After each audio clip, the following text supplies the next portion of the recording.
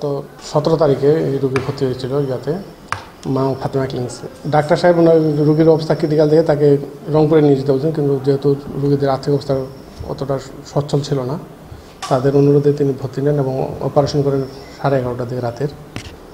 অবজারভেশনে রাখা অবস্থায় যখন রোগীর অবস্থা অবনতি হতে থাকে স্বাস্থ্যের, তখন তিনি রংপুরে রেফার করেন। রেফারের পরপরই বের করে নিয়ে যাওয়ার পরে রোগী মারা গেছেন আর কি। এখন পর্যন্ত এই বিষয়ে কোনো অভিযোগ পাওয়া যায়নি, অভিযোগগুলো আইনগত ব্যবস্থা গ্রহণ।